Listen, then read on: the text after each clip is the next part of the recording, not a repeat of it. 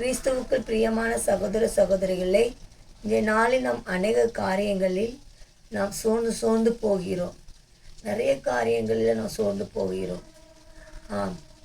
ஆனால் வேதாகமத்தில் இயேசு சொல்கிறாரு, நாம் சோர்ந்து போகக்கூடாது. எந்த ஒரு காரியத்திலையும் நாம் என்ன செய்யக்கூடாது? சோர்ந்து போகக்கூடாது. படிக்க வரலையா? சோர்ந்து போகக்கூடாது. வேலை இல்லையா? சோர்ந்து போகக்கூடாது. வீட்டில் பிரச்சனையா? சோர்ந்து போகக்கூடாது. கடன் பிரச்சனையா? சோர்ந்து போகக்கூடாது. பிள்ளைங்க கீழ்ப்படிய மாட்டுக்காங்களா? சோர்ந்து போகக்கூடாது. குடும்பத்தில் கணவன் மனைவிக்குள்ள பிரச்சனையா? சோர்ந்து போகக்கூடாது. குடும்பத்தில் ரசிக்கப்படாதவர்கள் இருக்கிறார்களா? சோர்ந்து போகக்கூடாது.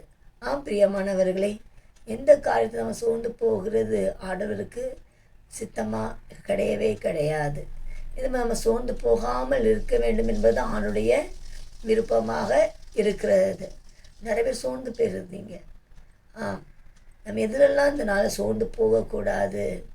நம்ம சோர்ந்து போகாமல் இருக்க என்ன செய்யலாம்? அதை குறித்து 2 காரியங்கள் நான் உங்களோட பகிர்ந்து கொள்ள விரும்புகிறேன். லூக்கா 18ஆம் அதிகாரம் 1ஆம் வசனத்தில் இயேசு சொல்லியிருக்காரு, சோர்ந்து போகாமல் எப்பொழுதும் என்ன செய்யுங்க? ஜெபம் பண்ணுங்கள். நாம் சோர்ந்து போகாமல் எப்பொழுதும் என்ன செய்ய வேண்டும்? ஜெபம் பண்ண வேண்டும். நம்ம அநேக காரியங்களில் சோர்ந்து போகிறோம். சோர்ந்து போகிறதுனா முதல்ல நம்ம என்ன செய்கிறோம்? ஜெபிக்க மாட்டோம். என்ன செய்ய மாட்டோம்? ஜெபிக்க மாட்டோம். ஏன்னா ஒரு சோர்வு வந்துட்டாலே ஜெபிக்க முடியாது. ஊழியத்தில் ஒரு சோர்வு வந்துட்டாலே ஜெபிக்க முடியும். நான் இவ்வளோ ஜெபிச்சு என்னத்தை பார்த்தேன் அப்படின்ட்டு ஊழியத்தில் சோறு வந்தாலே ஜெபிக்க முடியாது. நான் இவ்வளோ ஜோம் பண்ணி என் குடும்பத்தில் ஒரு மாற்றத்தை பார்த்தேனா அப்படி என்னனாலே ஜோம் பண்ண முடியாது. இன்னும் நிறைய காரியங்களுக்கு சோர்ந்து போனாலே நம்மளால் என்ன செய்ய முடியாது? ஜெபிக்க முடியாது. ஆகவே நாம் சோர்ந்து போகக்கூடாது. எந்த ஒரு காரியத்தில் நாம் என்ன செய்யக்கூடாது? சோர்ந்து போகவே கூடாது. பிரியமானவர்களே, இயேசு அதான் சொல்லுகிறார். அந்த 18ஆம் அதிகாரம் அந்த ஊமையில் சொல்லுதாரு, ஒரு விதவை ஸ்திரீ ஒரு அநியாயம் உள்ள மனுஷங்கிட்ட நியாயம் கேட்க போகிறா. ஆனால் அது அநியாயம் உள்ள மனுஷன் அவளுக்கு நியாயம் செய்ய மாட்டேக்கான். ஆனால் டெய்லி போய் தொந்தரவு பண்ணிக்கிட்டே இருக்கிறா. அவள் தொந்தரவு நிமித்தம் அந்த அநியாயம் உள்ள நியாயாதிபதி என்ன செய்தான்? நியாயம் செய்கிறான். அவள் அநியாயம் செய்கிறவன். ஆனால் இந்த விதவை தாய் டெய்லி தொந்தரவு பண்ணும்போது நியாயம் செய்யும் பொழுது நம்ம தொடர்ந்து நம்ம ஜெபித்து கொண்டே இருக்கும்பொழுது ஆண்டு நமக்கு நியாயம் செய்யாமல் இருப்பாரா? கட்டாயம் என்ன செய்வார்? நியாயம் செய்வார். நம்ம ஆண்டு நல்ல தேவன். அவர் கட்டாயமாக நமக்கு நன்மை செய்வார். அவர் தீமை செய்கிற தேவன் கிடையாது. அவர் கட்டாயமாக நமக்கு நியாயம் செய்கிற தேவனாக இருக்கிறார். ஆக நீங்கள் சோர்ந்து போகாதுங்க. ஊழியத்தை குறித்து சோர்ந்து போகாதுங்க. ஊழியம் ஆண்டருடையது. ஊழியத்தை ஆண்டு பார்த்துக்குவார். குடும்பத்தை குறித்து சோர்ந்து போகாதுங்க. குடும்பத்தை ஏற்படுத்தினவர் ஆண்டவர். பிள்ளைகளை தந்தவர் ஆண்டவர். வேலையை தந்தவர் ஆண்டவர். எல்லாம் தந்தவர் ஆண்டவர். ஆண்டவர் பார்த்துக்குவார். விசுவாசத்தோடு கூட தொடர்ந்து அந்த காரியத்துக்காக உங்களை எந்த காரியம் சோர்வு அடைய செய்தோ அந்த காரியத்துக்காக நீங்கள் ஜெபம் பண்ணிக்கொண்டே இருங்க. ஜெபம் பண்ணுகிறத நம்ம ஒருபோதும் என்ன செய்யக்கூடாது?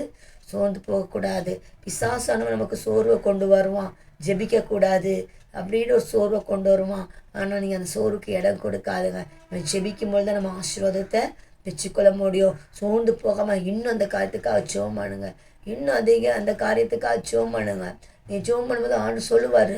கட்டாயம் உங்களுக்கு உணர்த்துவார். நான் உன்னுடைய வாழ்க்கை இத்தனை அதிசயங்களை செஞ்சுருக்கேன், இவ்வளோ மாதிரி காரியங்களை செஞ்சுருக்கேன், இவ்வளோ செய்த நான் இனிமேல் செய்ய மாட்டேனா அப்படி கட்டாயமாக ஆண்டு உங்களுக்கு உணர்த்துவார்.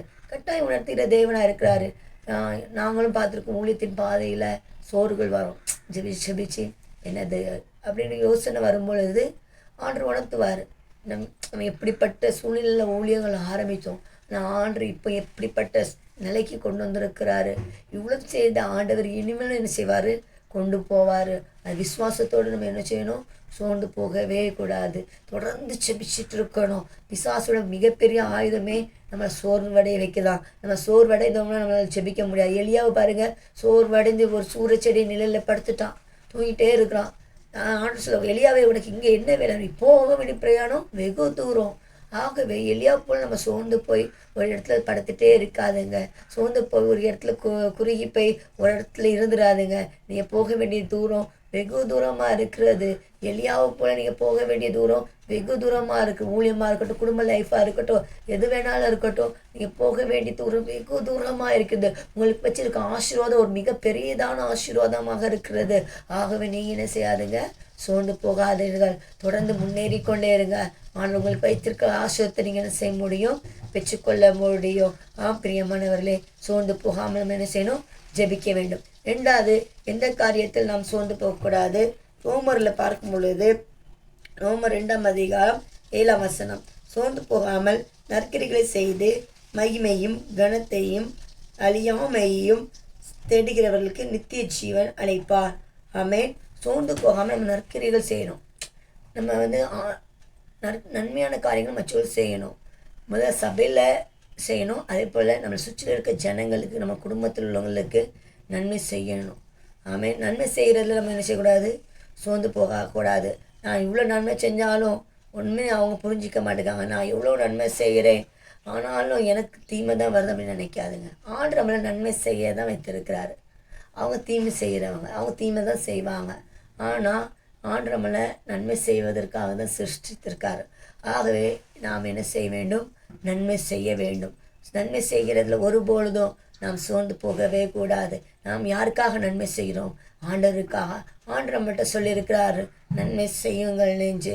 நம்ம எம்மால் எவ்வளோ முடியுமோ அந்தளவுக்கு நம்ம நன்மை செய்யும் பொழுது கட்டாயமாக ஆண்டு உங்கள் வாழ்க்கையில் இருக்க தீமையை கூட நன்மையாக மாற்றுவார்.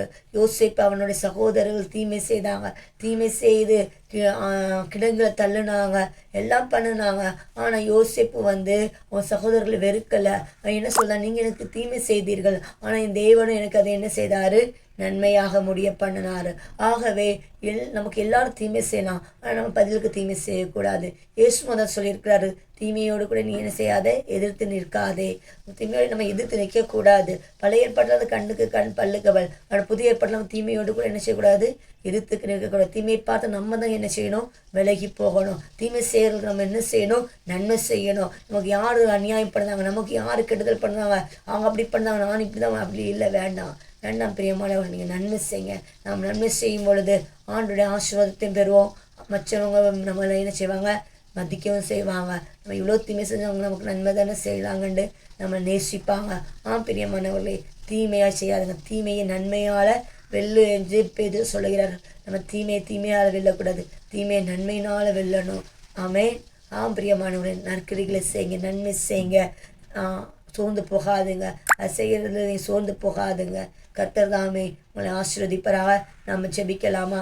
நீங்கள் நேசிப்பவரை பரலோக பிதாவே, இந்த நாளில் எத்தனை பிள்ளைங்க சோர்ந்து போயிருக்கிறார்களோ, சோர்ந்து போனவர்களை நீங்கள் உயிர்ப்பிப்பீராக. சோர்வின் ஆவிகள் இயேசுவின் நாமத்தினால் விலகி போகட்டும். உற்சாகத்தின் ஆவியை கொடுப்பீராக. ஜெபத்து இத்தனை பேர் சோர்ந்து போயிருக்கார்களோ, மறுபடியும் அந்த உற்சாகத்தின் ஆவியை கொடுத்து ஜெபிக்கிறவர்களாக மாற்றுவீராகப்பா. சோர்ந்து போகாமல் நன்மை செய்யணும்ப்பா. நன்மை செய்கிறவர்களாக மாற்று, தீமை அல்லப்பா. நன்மை செய்கிறவரை உங்களுடைய பிள்ளைகளை மாற்றுங்க. அப்படியே செய்ய போயிட, அப்படியே நன்றி. அதனால அவங்களுக்கு ஆசீர்வதித்து கொடுங்க. அப்படி நாமம் மகிமைப்படட்டும். இயேசுவின் மூலம் ஜெபிக்கிறோம் நல்ல பிதாவே. ஆமென். God bless you.